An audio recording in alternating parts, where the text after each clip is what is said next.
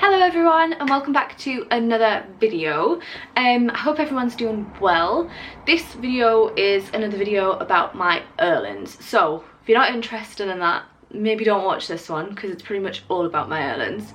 The main reason I wanted to do this video was because my Irlens video where I talk about my diagnosis has gotten a bit of popularity. I've had a few people message me and ask me about it and talk about my coping strategies and stuff for it, so I thought I'd do a video on that.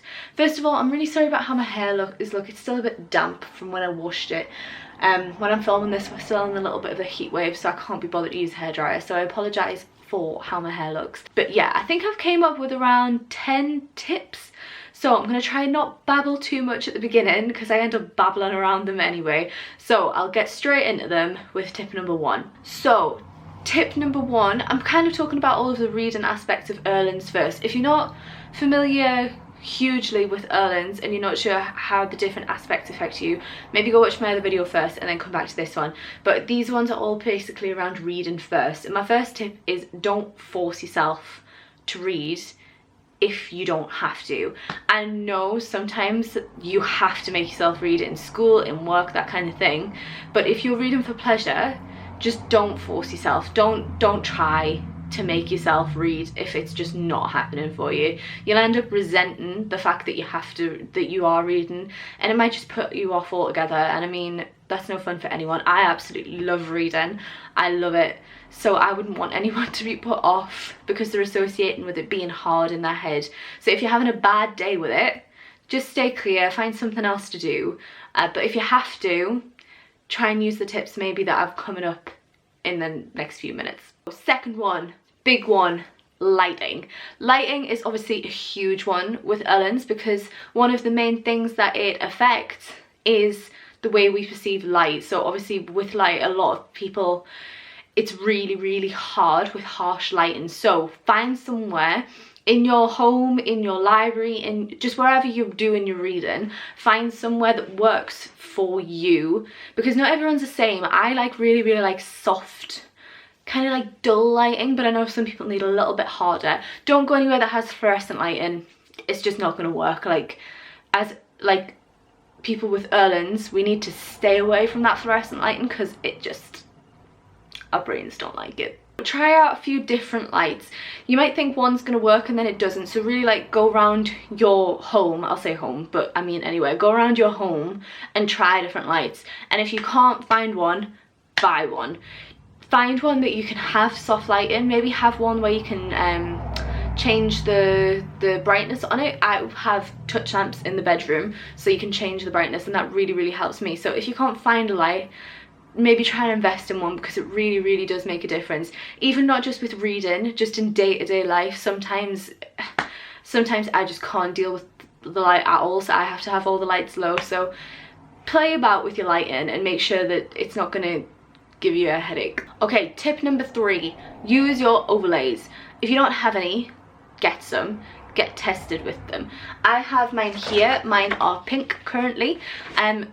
Use them and keep them clean. I am not the best for this, so mine, you can probably maybe see how dirty mine are, but keep them clean because it's not going to help. So if you're having a bad episode and you're trying to read, if you've got loads of dirt marks on it, it's probably not going to help with the words. It won't help. So make sure you keep them clean. Make sure you keep them in a good space so they're not going to get marked, or the colour can come away. Another thing that I have tips wise with these is cut them to the size that you need. I haven't yet, but it is a good tip because I know for work and school and stuff, that size is fine, but if you're reading for pleasure, that doesn't fit well on a normal size book. I have my notes here and look, it's pain having to hold that and then hold the book. It's a pain. So cut them into the size that you need. Another thing for when you're on a computer is to download a software that does this for you, so it puts an overlay on your screen, or you can just put them on your screen. I did that in exams where we couldn't have an overlay, but I have a software on my Microsoft computer called, I think it's Colorvale, and you can literally pick the hex code of the color that you need. So I've got the hex code of this, and it's on the screen, and it's super easy to use. It's super easy to use. So download like a color system if you're using the computer a lot. Tip number 4 is something that I actually have always done and didn't like associate it with anything before I got my diagnosis, but it was something that I actually did that helped the lady like know straight away that I had it, and it's use something to mark your place on the page. So what I do and what I've always done is I have my bookmark and I mark the line that I'm up to and I block the words underneath it. That helps with me as well because I have sometimes swirling and I have rivers, so if that's going bad, it covers up pretty much a lot of the words that like interject with the other ones. So marking where you're up to helps you keep your place, and it can help the words like stop mingling together depending on which one you have. Another thing you can do with that as well is using your overlays as that. I know that doesn't make sense because they're transparent, but what you can do is you can cut out like half a page's worth, draw a black line in the middle of it, and then use that black line to keep the line that you're up to. Obviously that doesn't like hide the rest of the words, but it can help you to keep where you're up to. Because I don't know about anyone else, but I always used to jump lines because my eyes got confused as to where I was up to. So keeping where I am really helps me out. Okay, next tip I have is to learn to take breaks. I am atrocious for this. I do not take breaks, and I know I should, but I know it is a good thing because it does help give our eyes a break. So learn to take breaks. Try and learn to give yourself at least one break in an hour at least. I mean, I've been taught at uni that you should give yourself like 25 minutes, 5 minutes break, 25 minutes, 5 minutes break. But you know, sometimes it's hard to take a break just because you're into it. So just learn to give yourself a little bit of break. And when you're giving yourself that break, don't go anywhere bright. Don't make yourself read anything else, anything that you know triggers off your Irlens. Do something that's gonna give your eyes a bit of a break, and actually like it'll help you with the rest of the reading that you have to do. Next one kind of goes back to the computer side of things that I mentioned before with downloading the overlay, and it is edit documents wherever you can. So if you get given a document where you're actually able to edit it, so say like on a Word doc or even sometimes in a PDF, edit it in a way that helps you, because I know sometimes I get documents that are in a completely like wrong font for me, like I'm not able to really process it well, and sometimes the text just too close together. If you can edit it, you can make yourself have the space that you need, so you can put like bigger breaks in between the paragraphs, you can break the paragraphs up, do what you need to do that like helps with your head. Don't just get a document and be like, oh, this is not going to go well for me. If you can edit it in terms of whatever you need for your personal Irlens.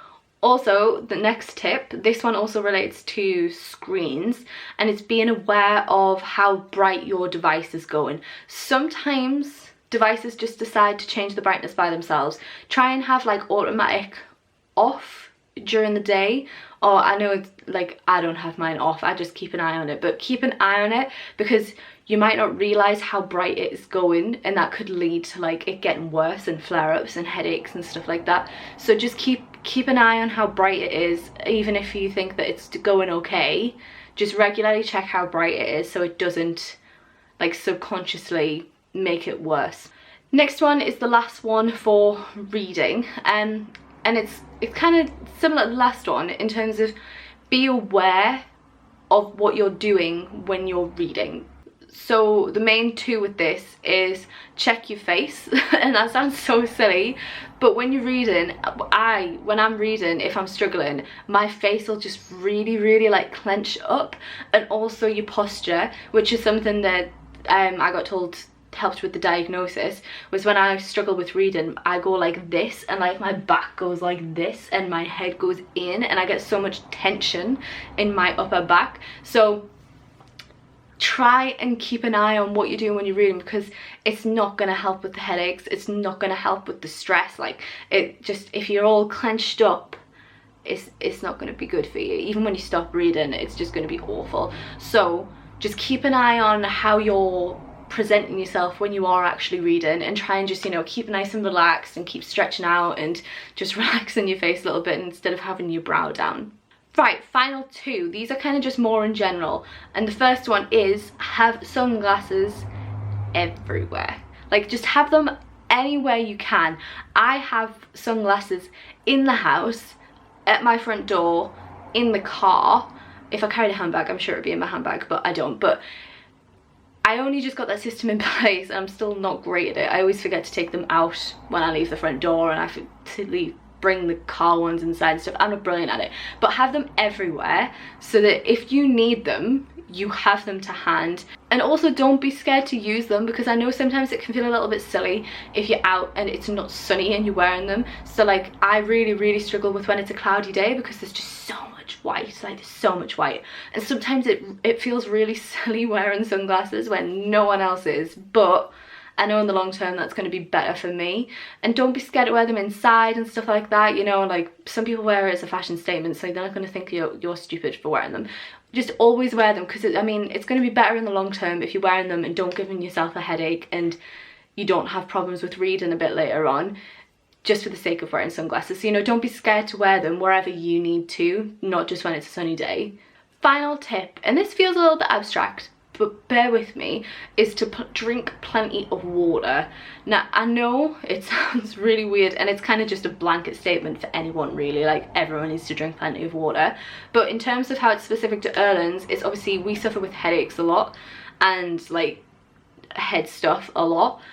If you're going to drink water, you're probably not going to get as many headaches. And if you have a headache already that's just off dehydration, it's not going to help symptoms. Like, it's going to make it harder to read, it's going to make everything else just a little bit harder. So my last one is to just always keep yourself hydrated. So if you get a headache, you know it's not that you just haven't drank enough. Always drink enough, and then it's just like one less thing you have to worry about in terms of your symptoms.